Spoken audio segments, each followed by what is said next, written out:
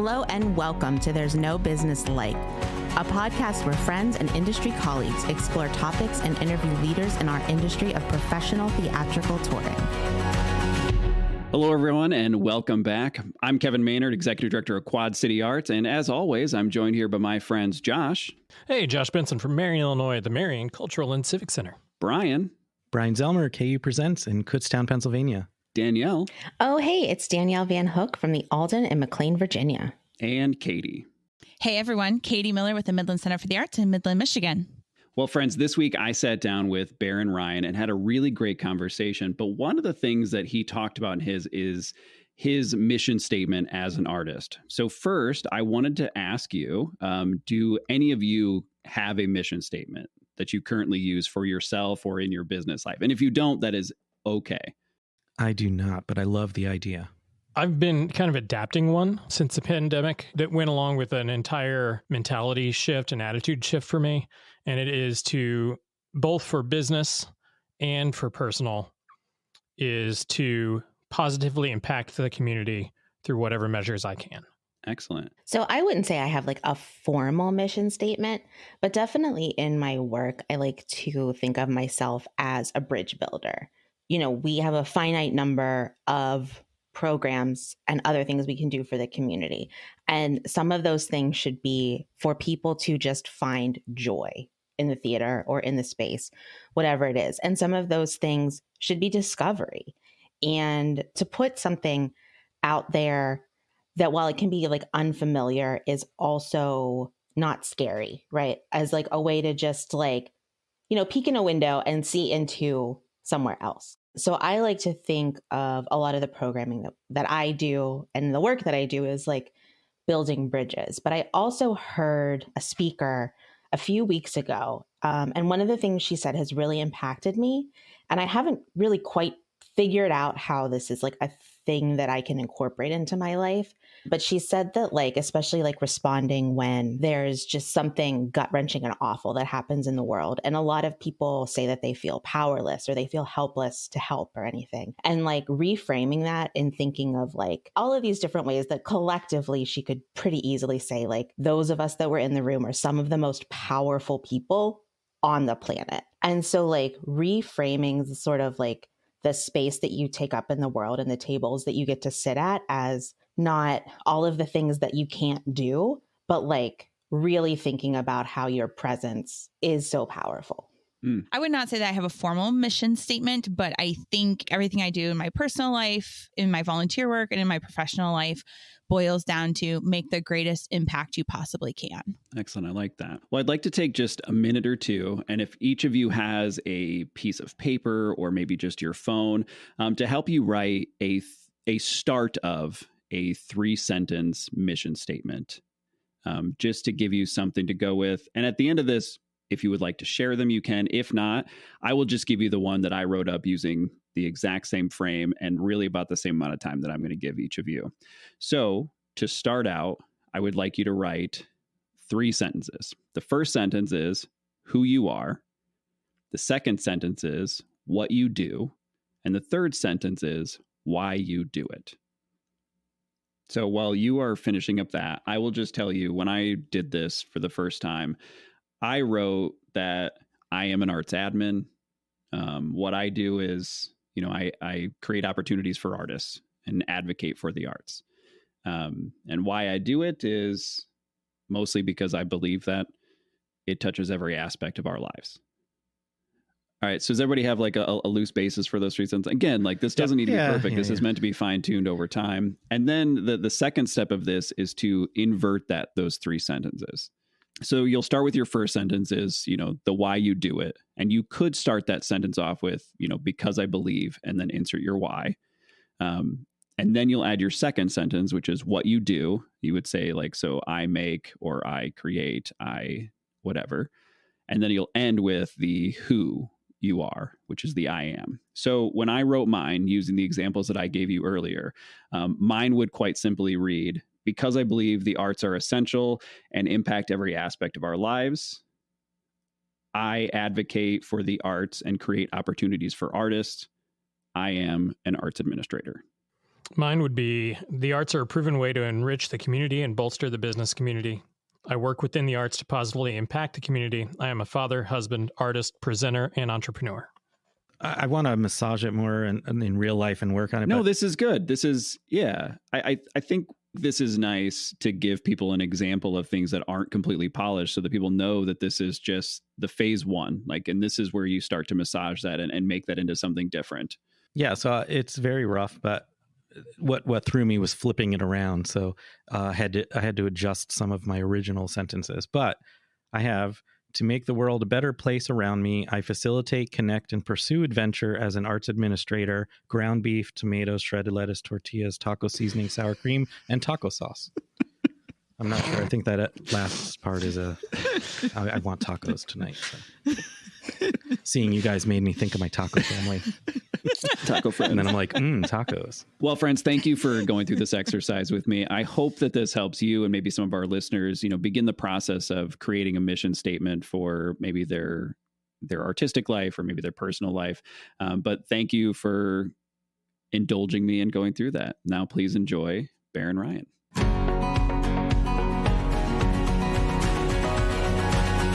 My name is Barron Ryan. I'm a pianist and composer in whose music classic meets cool.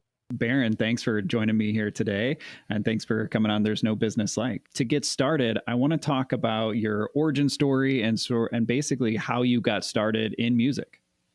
Yes, my father's a professional pianist. And so from the time that I was born, I was exposed to music. I would see him play. We had family friends who would take us to see professional groups coming through town. I live in Tulsa, Oklahoma, and that's where I'm from as well. And so I had exposure from the time that I was conscious. And also from about that time, I wanted to be on stage because I thought, I want people to clap for me. So that was my first introduction and motivation. How old were you when you started playing? I was 4 when I got my first piano lesson.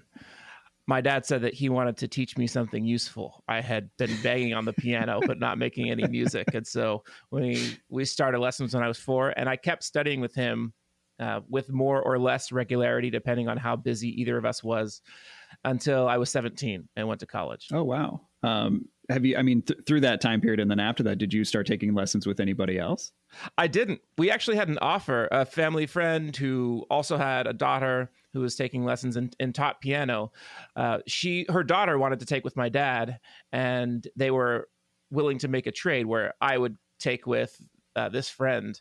And I said, no, I don't really want to. I'd rather just take with you. And I think my dad was a little surprised by that, but I think he was pleased. So it worked out well. Excellent. And when you were that age, your dad was touring and performing at that time, right?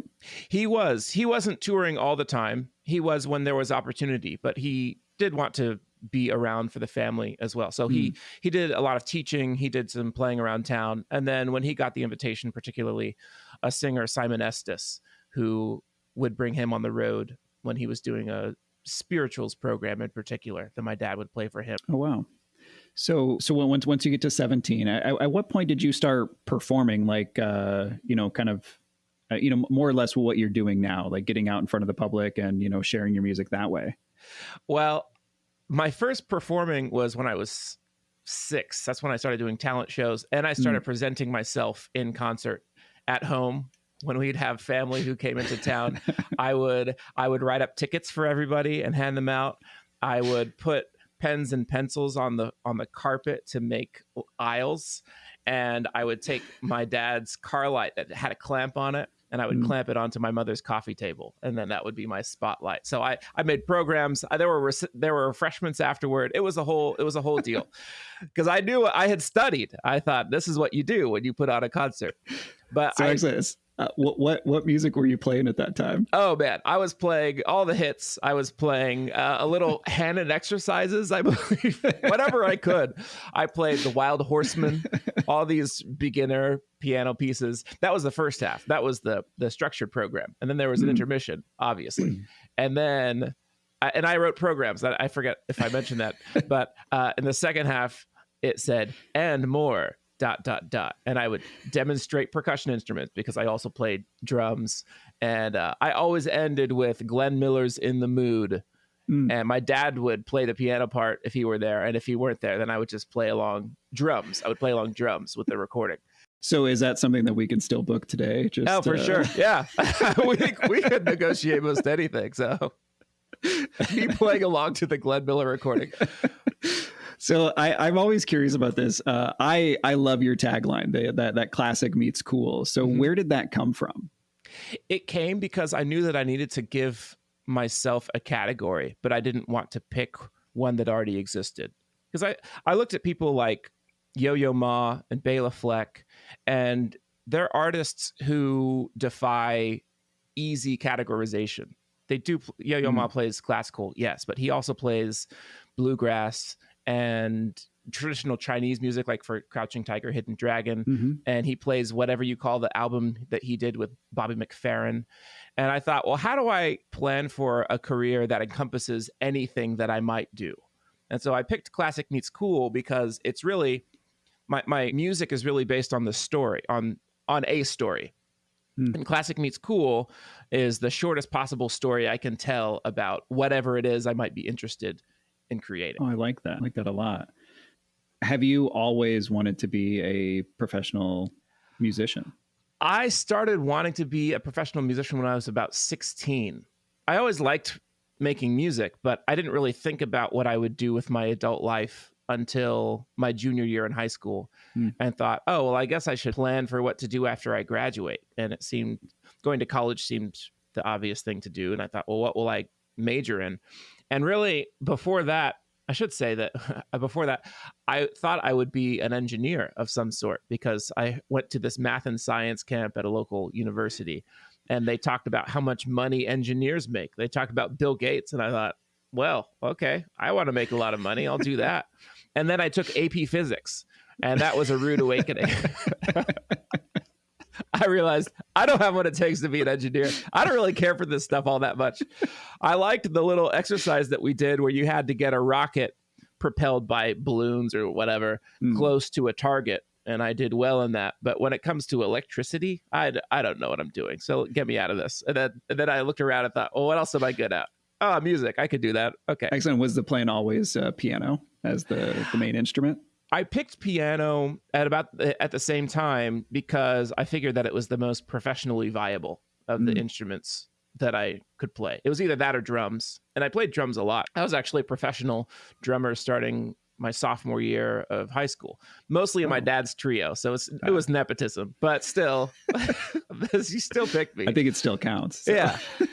But I realized that the potential for being a drummer was much less than the potential as a pianist. So that's when I decided to start focusing on the piano. Interesting.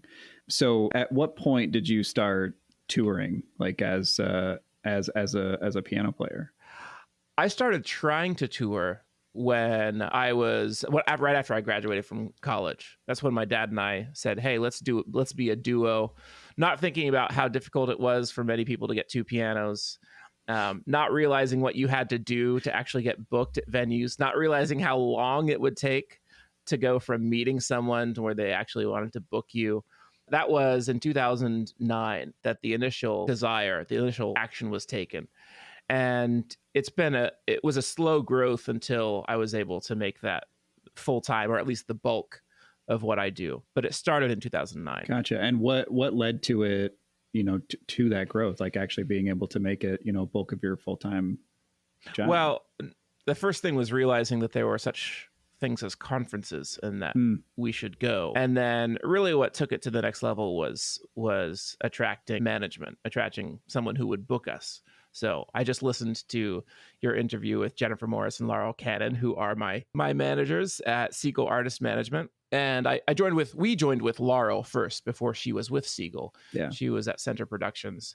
And at the time, it was still just the duo that she was booking. And I was trying another management path with my solo career. Really, that was what it took to get going. And then right as I was about to take off, then COVID hit. And then I thought, oh no, is this ever going to happen? Yeah. But speaking of that, so that takes us to about 2020. And then in, right at the beginning of 2021, being named one of Smithsonian's top 10 innovators to watch in 2021. What was that like? I mean, getting that nomination and that recognition. Well, I didn't realize how big a deal it was. And at first, I just got this email from someone saying, "Hey, would you answer some questions? We've identified you as an innovator to watch." And so I said, "Okay, cool." And then I didn't think much of it until I posted it online, and on Facebook. It was getting a ton of traction, ton of likes and comments and such. And I thought, maybe this is a bigger deal than I realized. And it turns out that it was. But I got that because it's kind of funny. I was commissioned to write a piece for the centennial of a landmark moment in my city's history, Tulsa. We had a massacre that was divided along racial lines in 1921, and I was commissioned to compose a piece in commemoration of that event in 2021. And so they were honoring me for that.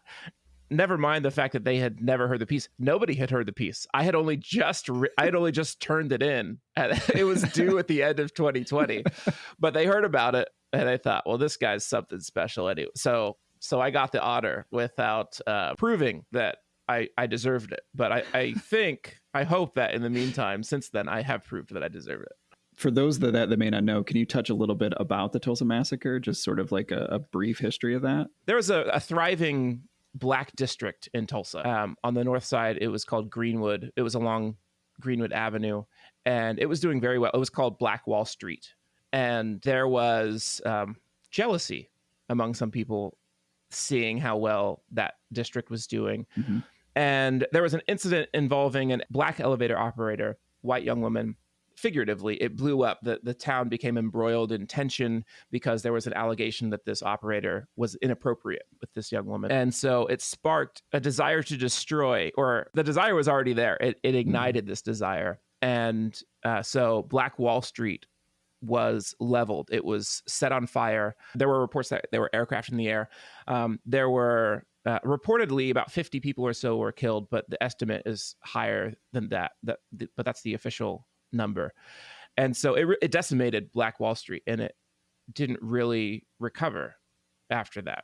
And for a long time, people in Tulsa didn't know that it happened. And so there's now been an attempt to recognize what happened, to do what can be done to repent for the travesty that occurred. With something like that, I mean, something that holds that much for your city's history, and how do you go about creating something like that, like writing a musical composition around that? I thrive on constraints, on focusing my energy. And so I was commissioned by Chamber Music Tulsa. So it needed to be a work of chamber music. And I thought, well, I need to be playing it too. So I thought this chamber ensemble needs to have a piano. And then I thought, well, I want to be able to tour this eventually. And the fewer people you have on tour, the more feasible it is, the less expensive it is. And so the smallest ensemble you can have as a chamber ensemble is a trio. There are three of us. So that helped me narrow down what the instruments were. But then as far as the theme, as far as the message that I was trying to communicate, I realized that it was too much to try to communicate everything. Mm-hmm. And so I thought, well, let me look at what firsthand accounts have to say about this event and see if there's anything in there that I can reflect specifically and not worry about everything surrounding the event. I wanted to get as close as possible to the event itself. And so I found an eyewitness account by a woman who wrote that she and her daughter, when they realized what was happening, went upstairs to the bedroom and read a chapter or two of the Psalms of David. And I thought, oh, well, that's what I was looking for, because there are psalms that are lament psalms. They are full of darkness, of I don't want to say despair, but grief or sorrow. And so I found what's widely renowned to be the darkest of those psalms, which is Psalm 88. And there's a verse in there that says, "My soul is full of troubles, and my life draweth nigh unto the grave." And so I titled the piece, "My Soul is Full of Troubles," and essentially just tried to communicate a feeling of grief and of sorrow. And that's how I was able to focus. And I also picked a form. I picked sonata form because I really like that form in it. And I needed to have 8 to 12 minutes of music. And that was a way to have a roadmap, essentially. So I tried to take as many constraints and put them upon myself as I could, so that it became a manageable, I don't want to say problem to confront, but a manageable solution to find. There we go. Yeah, that's really interesting. Mostly like from the artist standpoint, because like a lot of times when we talk about commissioning work, we try to not put almost any constraints on the artist, but I think it's interesting that in order for you to go through that process, like it made it easier to put those constraints, and it makes sense. Like it makes perfect sense as a process to do that. Mm-hmm. And I don't think that necessarily an organization, I'm not recommending that you do put more constraints. I may, let's see if somebody commissions me and they don't constrain me very much, I'll search for them and I'll create them for myself. So I'm not saying that you should do anything differently. It's just the way that I work best is that way. Is this a piece that you are currently touring or will tour? I will tour it. So it was a 15-minute piece. I went over time, but that's fine. They just needed a minimum. If I wanted to go over, they just weren't paying me any extra. But it told the story of that event. But I thought this story seems incomplete because Tulsa has endured since the massacre in 1921. And so did the Psalms. The Psalms didn't end in 88. And so I thought there's more to this story, and I want to tell the rest of the story. And then I would also, again, more constraints. I thought this is not enough of a piece to tour by itself. I need more of a work, and it's not enough of a piece to record and put out as an album by itself. It needs to be more substantial. And so I proposed to Chamber Music Tulsa, and they accepted that I write 2 more movements. So if you're looking at this piece, it's basically the hero's journey in the form of a piano trio. There's struggle, which is my soul is full of troubles. There's discovery, which is unto thee have I cried. And it's also taken from the same chapter in the Psalms. And then there's triumph, which is the heavens shall praise thy wonders. And that's from the next chapter in the Psalms. And that tells a universal story arc. It tells really what's an aspirational story arc for the massacre in Tulsa, because I don't think we've arrived at the triumph, but it is something that we work toward, and we strive ever to achieve it. And so that piece, all put together, those are the 3 movements. It's called There Arises Light in the Darkness, and that will premiere at the end of September here in my hometown of Tulsa, and I will start touring that with a program of the same title starting in 2024. So when you tour that, will you accompany that with sort of the history of that moment or will you talk about that on stage? Have you sort of decided that? I will talk about the event on stage. I'll talk about the massacre when I introduce that piece, but really the piece, I try to make all my programs universal. I try to make you see yourself in the story. So the focus of the program is not so much that event exactly. It's about the struggle, discovery, and triumph that we all experience in one way or another. And so the first half, I say I've been running through the script that I'll deliver at this premiere in September. And I say that we will represent the phrase, there arises light, twice. Once in the second half with my piece, but once in the first half with pieces from the classical canon. So we'll start out with 2 pieces that are written in elegy, in mourning. So Rachmaninoff's Piano Trio, and also Ravel's Pavane for a Dead Infant. And then we'll do 2 pieces that are discovery, that are, in this case, they're prayer. They are Gounod's Ave Maria, based off of Bach's First Prelude, and Gabriel Fauré's Liberame from his Requiem. And then we'll end with Triumph, which is Chopin's Heroic Polonaise. So these are, I like this because I don't usually play a lot of strictly classical music because so many other people do it so well. But this is a way to program it in a way that is thematic. It's more about the overall journey than it is about that specific event. Excellent. I like that. Like, I think that's a really great way to make it more encompassing. I mean, you also get to share that history and you get to share that piece, but you're right. It's sometimes like something like that can be very heavy and very, very sort of difficult to make amends with. Yes.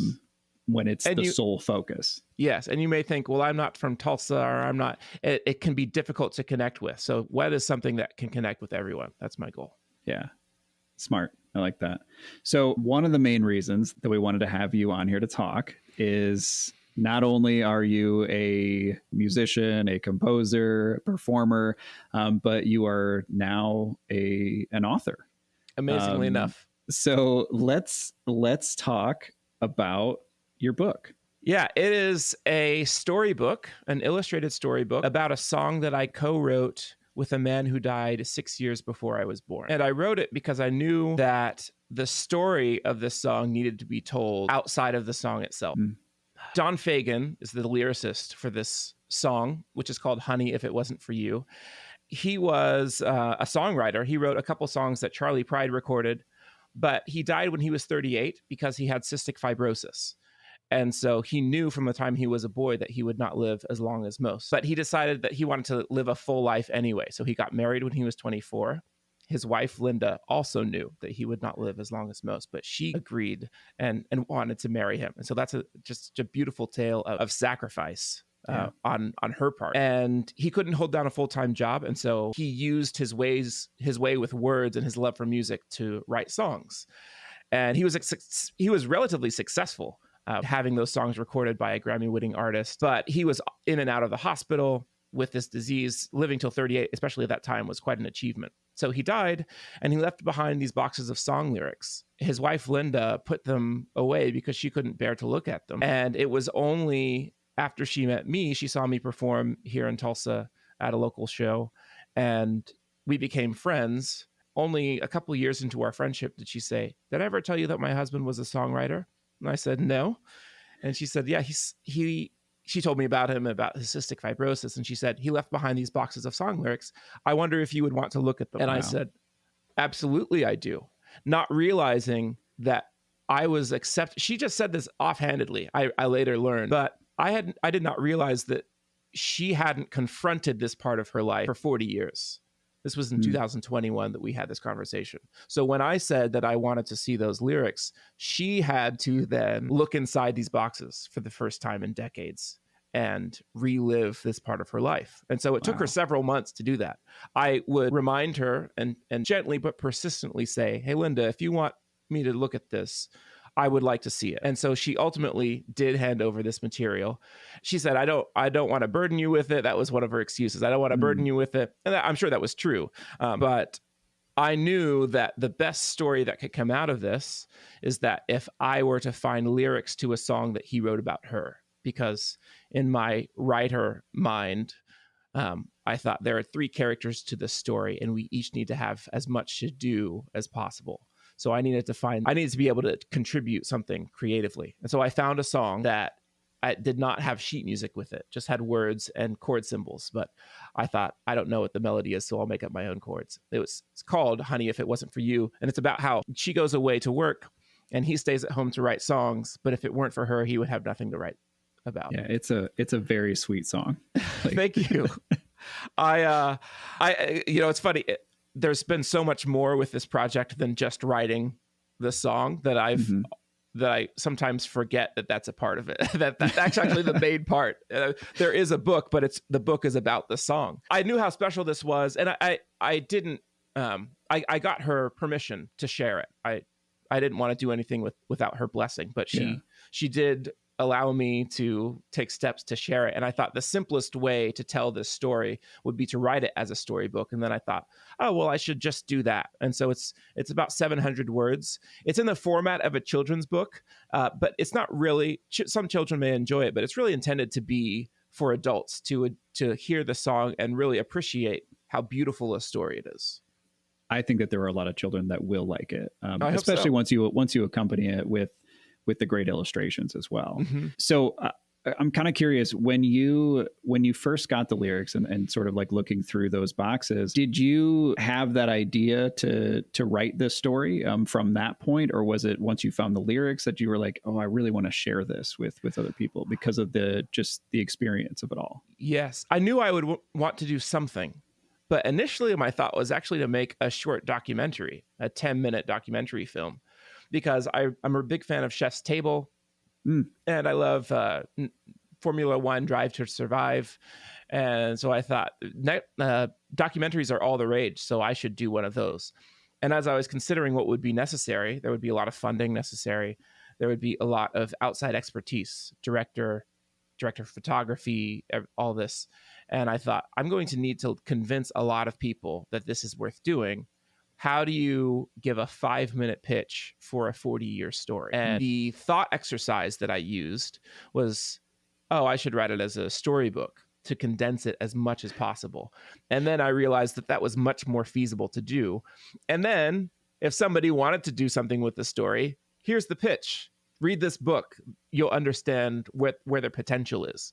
So it came about a little bit later, but I knew that I would want to do something. Yeah. Wow.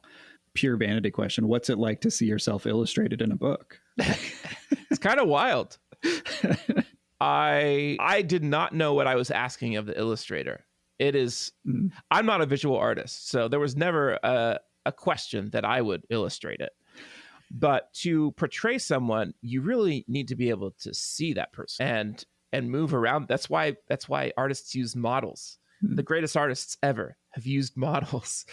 And so I didn't realize that I was asking Callie Ward, who did a marvelous job. I was asking her, who lives in Idaho, to do something that was nearly impossible.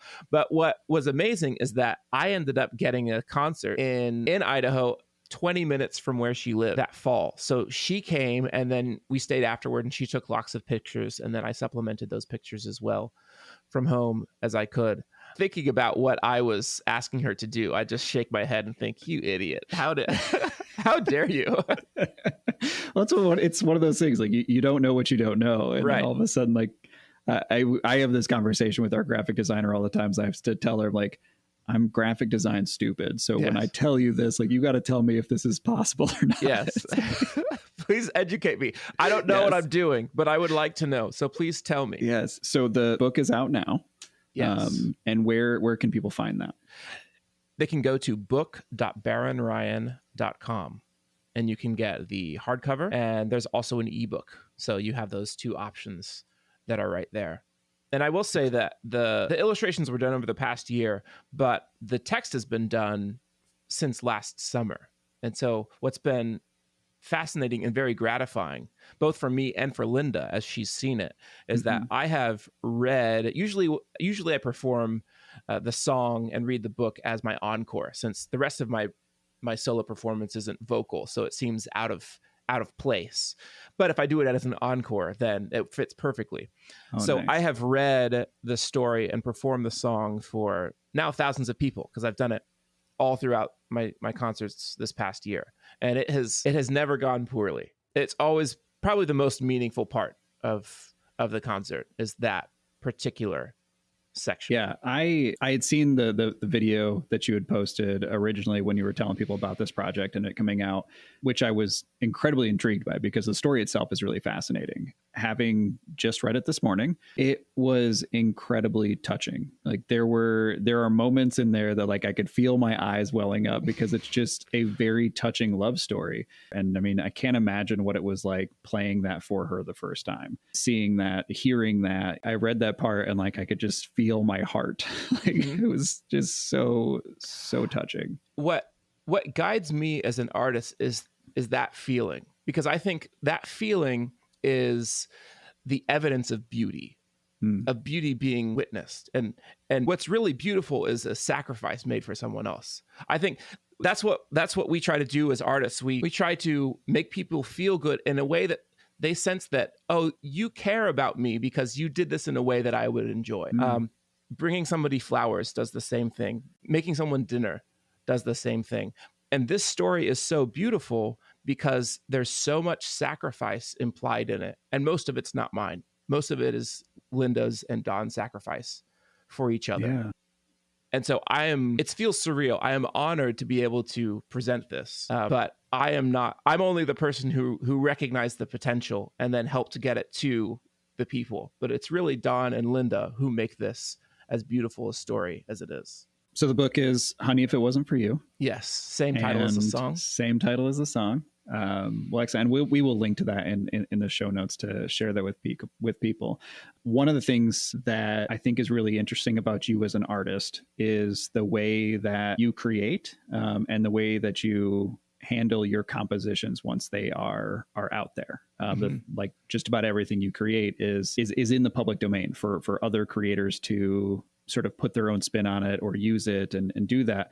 And I'm fascinated by that because, we are definitely like in an industry and in a time that is so focused on what can we make off of this and what can we sell this for?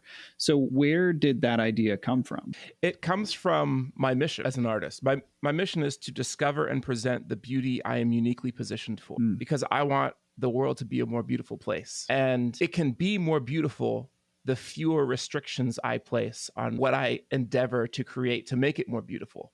So if I say that you have to pay me to play a recording of a song that I wrote, then I make it more difficult for people to hear and enjoy and be edified by that song. So I understand the reasons not to do it. I may make less money in the long term because of it.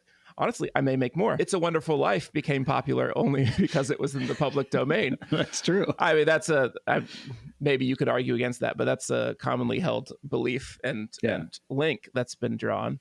And so if I want people to enjoy and appreciate my music, then I should put as few boundaries as possible. And so really that's why I do it, because I want the world to be more beautiful. And if I believe that my work can help that happen, then I should make decisions to make it possible. Where did that mission come from? Or when did it start? I wrote it last year, but it's guided me. It's guided me since the time I created Classic Meets Cool. I just hadn't put words to it. But I realized that I told you that I wanted to create a category that would encompass anything that I might do. I used examples of Bela Fleck and Yo-Yo Ma. I also, I look at people like Harry Connick Jr. and Kelly Clarkson. I'm not a huge fan of either of them, but they both had TV shows. And you think, well, how does a musician have a TV show and have it make sense? As I was writing this book and realizing that was going to come out, I thought, well, how do I make sense of all this that I'm doing? How do I put words to it? Because to me, it makes sense, but I may not be able to articulate that to somebody else. And so it was just a problem that I was trying to solve. How do I justify all these different avenues of interest, writing a country-ish, folkish song and writing a book about it, but also writing a 40-minute piece for violin, cello, and piano, also making videos as I do. How does all that make sense together? And so the mission statement was my attempt to make that all make sense. And for someone to see the breadth of my work and think, oh, well, I understand now, and not, why are you doing all this different stuff? Do you know of any other artists that does this as well, like putting their work into public domain? I know they exist, but I don't know who they are exactly. I know that I've been sent. He's not an artist, but he has a blog, and I think it's about marketing, and he makes it a point to make all his writing public domain. Gotcha. But I don't know of other musicians who are doing this, and many have counseled me against it. But I think, well, if I'm doing this for the good and not for my own profit, then this is what I should do. And I think that I'll be okay. Whatever happens, I'll survive. And that's been true so far. Barron, to sort of shift topics entirely, I want to talk a little bit about, being a touring musician and what that is like for you. One of the things I'd like to know is that at what point in your life did you completely make that shift? I know you said around, 2009, you wanted to start going out on the road with your dad. At what point did, being a musician and being a touring musician become the bulk of your full-time work? That's been about 2 years now. So it was going to happen in 2020. And then COVID hit and didn't know what was going to happen with that. Thankfully, it turned out much better than I'd hoped. I was despairing for a little while, but it was actually a very healthy year in all terms.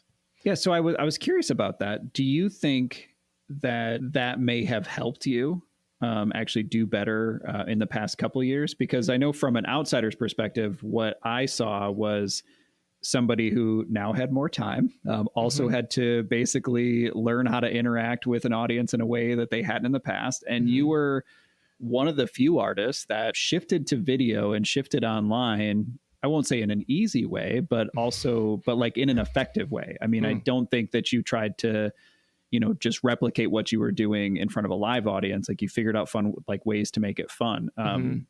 Was that something that you were working on pre-pandemic, or it just happened to be like, well, this is what I've got to do now? It was both. I had done some video. I had been making videos for a long time to more or less success. But when we were all isolating, then I thought, well, I've got to do it now. The one thing that was nice is that it wasn't an isolated incident. It wasn't that only I couldn't get out. It was everybody. So I thought everybody knows what's going on. If this goes poorly, everybody's going to understand why, because we're all going through the same thing. And so I just thought, well, I think that one thing that proves us to other people and to ourselves as well is how we handle adversity. And so I thought, well, this is one more instance of how you're going to show what you do when things don't go your way. And so I thought, well, I'll make the best of it that I can. And so, I do think that to some degree it did help me, because I was being active and trying to develop and interact with people. And so I think people saw that and they were more on board than they might have been before. It helped making that decision to play piano and not drums helped, because I could play a concert by myself.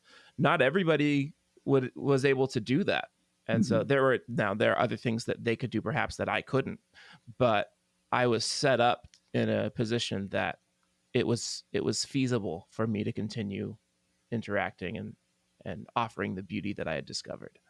Do you have any advice for somebody that is looking to basically do what you're doing now? Somebody sort of just starting out that wants to be a full-time musician?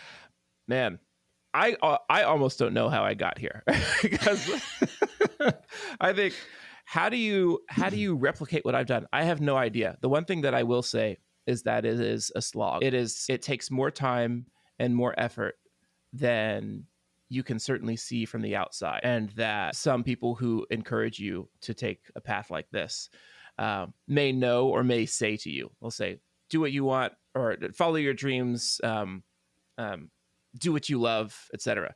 And that could be great to do, but you don't always see the cost that is required as well. I would say talk to as many people who are in the position that you'd like to be as you can. One thing that was difficult for me is that I didn't have people, at least in my geographical area, who were doing what I wanted to do. My dad is a fantastic musician, but I wanted to structure my career a little bit differently than he had. And so he wasn't a great resource in that area. And in Tulsa, Oklahoma, there weren't a whole lot of people, because usually if you're in that position, then you live elsewhere. So find as many people as you can to ask difficult questions of, what did you have to do to get to where you are? What do you still have to do? What is still a concern? And then that person can give you more helpful advice, knowing more your specific situation, because everybody's different from each other. Circling back to your mission statement and hearing what you just said, did creating your personal mission statement, I mean, by knowing what you wanted, did it help you take a step forward in your career? Certainly. And it helped me communicate to other people. A lot of what I do, I've tried to, I think about beauty, and I think about how it's kind of like humor. I see a lot of analogs between what I do and what a stand-up comic does. If a stand-up comic is successful, if the audience laughs, and there aren't institutions who will pay a stand-up comic salary and make it so that people don't necessarily have to laugh because the salary is there anyway. You have to make people to laugh if you want to survive. And so I have tried to structure my career in a way that produces the same incentives. I haven't gotten a professorship as a musician, as a piano professor. I want to stay connected to the people, as strongly connected to the people as I can. And so part of the reason that I do that is that I raise money for the projects that I undertake. I raise money for this book. I raised money for my last 3 albums. I needed to be able to communicate why what I did was important, and not just prove that it was, because a musician can make beautiful music and people can enjoy it without being able to articulate what it is that is happening. But I knew that if I wanted to garner more support for more work in the future, that I needed to be able to say to communicate what it was that I was doing and why that it was important. And so it's been very helpful for that. It's been helpful. I say my mission statement when I perform concerts. The concert is about the performer to some degree, but I want to turn it to communal event too. So I state my mission statement at the beginning, and that's a way of me talking about how the music that I'm going to play is really based around a story and not around any category exactly. But then at the end, I say that beauty comes not just from professionals, and I think it comes mostly from people who are not professional artists. It comes from those that we're closest to, because those are the people who could make us feel a sense of wonder the strongest. They can provide for us when we're not able to provide for ourselves. And so I use that. I try to talk about it as much as I can because I'm excited about it, and because I think it helps people understand what I do, and also how they can take my example and offer beauty to the world in their own way. So when you were creating your personal mission statement, did you read anything that sort of inspired that, or that helped you through that process? Not directly. I took part in some entrepreneurship activities, both in college and then afterward. I was an organizer for a local entrepreneurship meetup, because I appreciate different perspectives from other disciplines besides the arts. We get into our own silos, just as anybody gets into their own silos. And so I like that entrepreneurs consider there to be no problem that they can't solve. So the one thing that you talk about when you're crafting a business is, what are we uniquely positioned for? So I stole that language. And then beauty, one of my favorite quotes is from Alexander Schmemann. He writes, this is a paraphrase, beauty is never necessary, functional, or useful. And when expecting someone we love, we decorate the table with candles and flowers. We do all this not out of necessity, but out of love. And so I knew that beauty was important to the mission statement. And then discover and present. I like thinking of myself not as creating, but as finding. There's less pressure that way, for one thing. But I also don't think that I created it anyway. So it helps me to think of as discovering it. And then I like the word offer as well, but present was just a bit of a stronger word. Maybe I'll change it at some point, but I like presenting or offering it as basically it's a gift to the world. I didn't have examples while I was crafting it, but I had been mulling over those sentiments for years by the time that I actually wrote it. Yeah, I think this is something that I'm going to probably create for myself as well. I think that's a really good idea, like your personal mission statement to kind of guide you. I highly recommend it. And I will say I'll confine it to my professional mission statement. Yeah. I haven't crafted a personal mission statement exactly yet, but this is certainly as an artist. That's what my mission statement is. Yeah. So Barron, on our show we have a time machine. Some people say it's real, some say hypothetical. But I want to take you back to the time, let's say 2009, when you were just getting ready to try to make this full. That you wanted to become a touring musician, primarily with your father. What is the advice that you would give yourself at that point? Go to arts conferences. I would tell myself what they were and that I needed to go, even just as a visitor. That would have helped. That would have helped a lot, just to know that process a little bit sooner. Because I think it was about 4 years into that I realized what that was.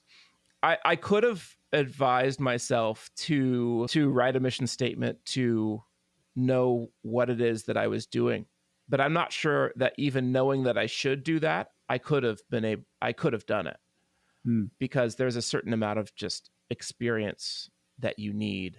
And maybe I would have done it a little bit sooner, but there was a lot that I had to go through just to discover what it was that I had to offer and how to put words to it. I want to take you to one more point in your life, and sort of very recently. I want to take you to the point where you decided to write your book, specifically that point, because it's sort of a transition. It's sort of it's something, completely new. What advice would you give yourself, embarking on something new like that? I would advise myself to coach my audience a little bit more on what was going on, because I have all these thoughts. I make all these connections in my own mind, and then I just assume that everybody knows what's happening. And so one thing that I've realized, I would do the same sort of book. I would make it illustrated. But I would try to explain a little bit more effectively that it's for you. It's not just for your kids. And maybe, I'm not sure what would have changed. I have some ideas of how I'm going to make fun of myself and make a video, a PSA video about that. But for much of it, I'm very pleased with what's happened. So I think it was just about doing things that are outside of categories, because I think that we can be surprised and delighted when that happens. Yeah. But sometimes I forget that that there are people following me, and if I run too fast, I'll lose them. You know, we talked a little bit before we started this interview, and it never once occurred to me that this book wasn't just for everyone. Because like, I think that children are smarter than we give them credit for. And I think that there's a lot of things that they can take away from this, especially because like there's really fantastic illustrations. The other thing that it's sort of a nice reminder of is that, you know, we can all be children at heart. Like it's okay to pick up, you know, an illustrated book or a storybook as an adult to learn something. I mean, it's half the reason I still read graphic novels. Like, I mean, it's sort of the same thing. And so I think that people are going to love it for all ages. I mean, you know, maybe not 2 and 3 year olds, but right. You know, well, I hope so. Yeah. Thank you. Yeah. So I think it's great. Barron, anything else you want to add? It's been a pleasure to be with you, and thank you for having me on. My gosh. Thank you, Barron. Appreciate it. All right. So in this interview, he talked about a lot of great things, but one of my favorite things is the children's book. That's not a children's book. It's a book for everyone. But just hearing the process of it and the artistic process of it and the process of the illustrator, I loved it. And I love the book itself. We'll have the link to his website with the book in the show notes, I'm sure. But I loved hearing about all of that and the different avenues of artistic interaction and getting to that point was really cool. I also think that what's really cool, if you go to his social media right now, he's got a couple great videos sort of joking about how people would, you know, think that this is a kid's book when, you know, clearly it wasn't, is sort of the base of the joke. And that I think is really just a good learning opportunity to grow. His original concept was for it to be a documentary, a short documentary, but then it evolving into what it landed as a project made it much more universal to where it can be for children or for adults. And it is much more applicable through the avenue that it landed on. Now it's so universal. And I think that's such a beautiful place for it to land. Yeah. And I mean, he spoke of the gentleman in the beginning of knowing that his life was going to be on the shorter end, but that he still wanted to live it fully. And then all these years later, his story and his love being able to shine through in a new way to those people. I mean, it's just an incredible story. It almost doesn't feel real. You know, I can't say that I wasn't like sweating from my eyes when I was listening to that. I think it was also really interesting, the conversation that you two had about, alongside the mission statement, trying to make different avenues of artistic expression make sense. And it reminded me of a conversation, I think that was just like floating in the ether, I don't know, maybe 10 years ago, about how artists feel super pigeonholed and they can't be what we would call a triple threat, right? So like movie stars in the 40s and 50s, they would sing, they would dance, they would act, they would do all of the things, right? You had to in order to make it in the industry, but people have felt like very pigeonholed. Oh, TV actor can't do film, you can't do Broadway, you can't do all these things. But yet you do see, like he mentioned, you're seeing people kind of break those barriers. So I think it's interesting that he feels like he has to be very intentional about setting his career up so he can do multiple things. And as he said, it make sense. I would never expect an artist to only have one way of expressing themselves or only work in one medium. I would never expect that of an artist. So I don't know. It was very interesting to me that he thinks so intentionally about that and setting himself up and making sure his audience is never going to pigeonhole him into one thing. Yeah, Katie, I think it goes back to training, and a lot of music teachers or art, people who are teaching the art, they get you so focused on that one style and they almost make it seem like, that's what you have to do. That's your track and that's all you can do. But a lot of the artists that we know that develop and grow, they discover that drive that they have inside that they want to just create is applicable in so many different ways. And it's great that Barron discovered that. Yeah, I thought it was interesting too that he talked at the beginning about thinking that he wanted to be an engineer. I mean, and possibly for all the wrong reasons, or at least not the reasons that you become an artist necessarily. But like getting to the end of it and thinking about, like, prior to making the piece, he's thinking about, is it tourable? How many people? and building the constraints around what the show is, around so many of the just business means of being an artist. One, I felt like I hate kind of hearing an artist talk about their career that way, because it's you want it to be easier for somebody who is a creative to be able to put their joy in the world. But at the same time, it's so smart. And maybe it's, kind of growing up sort of next to it kind of gives you that idea of all of the different things that you also have to do in addition to being an incredible performer. But just how much thought he had put into the reasons for all of the nuances of the art that he was creating, I thought was so like an engineer. And I was like, don't beat yourself up for it. And maybe it did kind of work out. On that business point, Danielle, I'm still intrigued and not sure I fully understand, but I appreciated his putting original works out on public domain.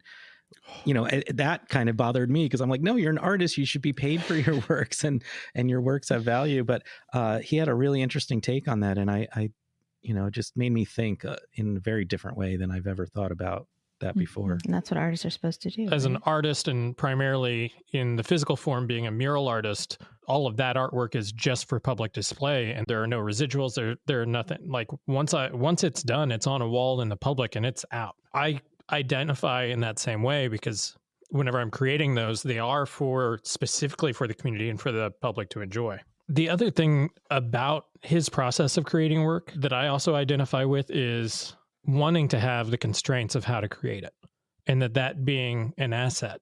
And this is for me personally, but whenever everything's wide open, it's really hard to fine tune down to just exactly what thing you're going to do and how you're going to do it. Whereas whenever there's just a few constraints in place, it allows you to focus your creativity. And for me, it's the problem solver in me that looks at those constraints through a problem solving lens to land the creativity within that lens.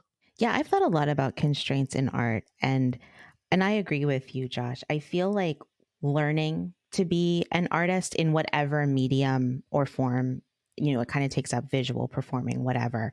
You learn how to create or use the basics of those art forms within constraints. There's always something that's a constraint. And like in visual art, it's a canvas, right? Like it's got to stay on the canvas. There are constraints that exist in getting started. And then, for me, I grew up in the theater. And so then, your next biggest constraint is usually like money, right? Financially. So especially a lot of us grow up figuring out how to make art with like whatever it is that we have. And so to me, so much about being an artist and being a creative is the foundation that we have, able to create in the art form using the constraints as a positive, as a way to say like this is a thing that exists, but it's not bad. I'm still going to make awesome art despite whatever the situation is. And you can have all the money in the world and no people to do it, right? That's still a constraint.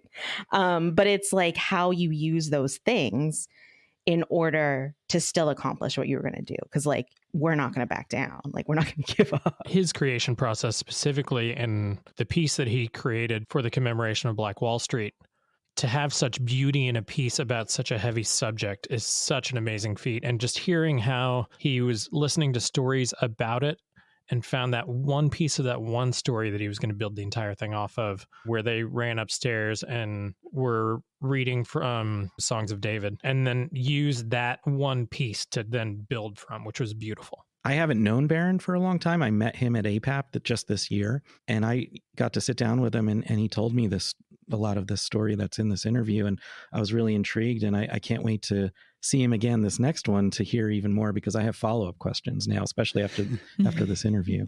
One other part of the conversation, Kevin, you had with Barron about building his career and getting into the industry and finding representation, and that piece of it was, I hear this echo of other conversations of they didn't know about conferences. They didn't know how to take that first step into making connections. And so it just raises for me this question of like, how do we do a better job of spreading that message or getting people into the framework that we have built as an industry, removing those barriers, not having that gatekeeping.